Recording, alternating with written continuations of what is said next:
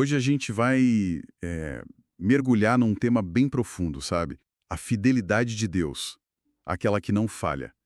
Mesmo quando, tipo, tudo parece ir por água abaixo. Nossa base é um trecho de Deus nunca falha.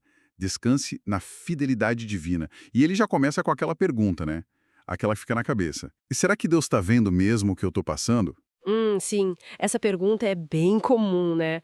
E o nosso papo aqui hoje é tentar entender o que essa fonte quer dizer com confiar nessa fidelidade. Tipo, como isso funciona na prática, sabe? Em momentos de dúvida, de dor.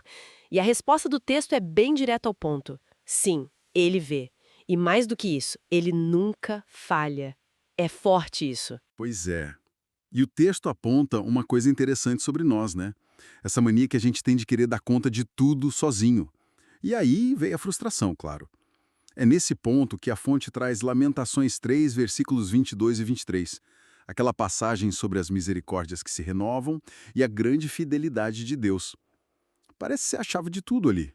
Exatamente. E o ponto central que o texto desenvolve é a natureza dessa fidelidade. Ela é descrita como algo, assim, absoluto, constante, que não depende do nosso humor, se a gente está bem ou mal, se a gente acertou, errou ou do que está acontecendo lá fora. É tipo uma rocha, sabe? E aí vem o conceito de descansar nisso.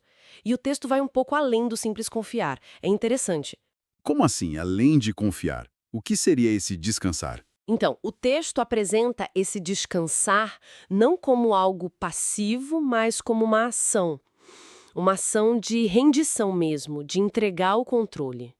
A fonte usa uma imagem bem gráfica.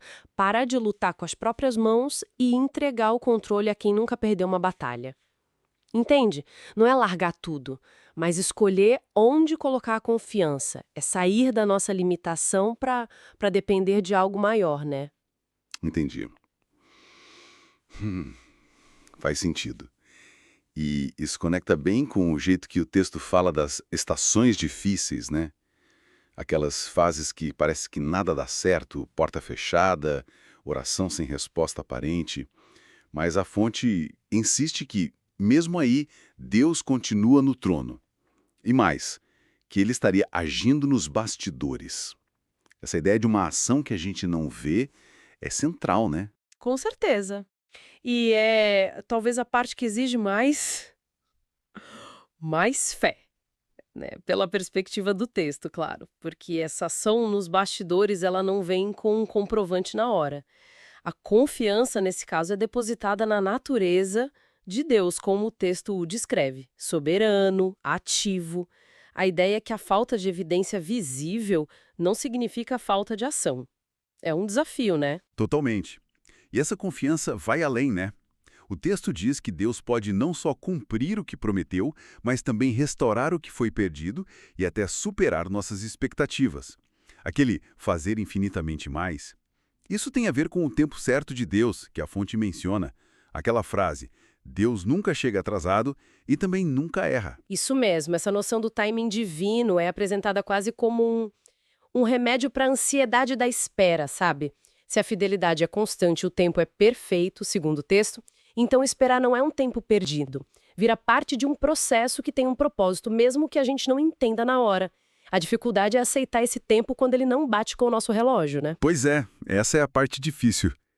Então, resumindo o que a gente extraiu dessa fonte, a mensagem principal parece ser um chamado bem forte para confiar de verdade e ter paciência, mas uma paciência ativa, talvez. A fonte meio que resume isso naquele confie, espere e descanse. E ainda dá uma promessa no final, né?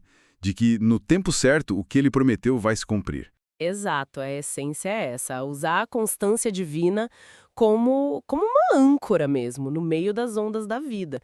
É um convite para mudar o foco, sabe? Tirar o olho das circunstâncias que mudam o tempo todo e focar na natureza de Deus, que o texto diz ser imutável. Bom, para a gente fechar, fica uma reflexão talvez, que essa nossa conversa levanta.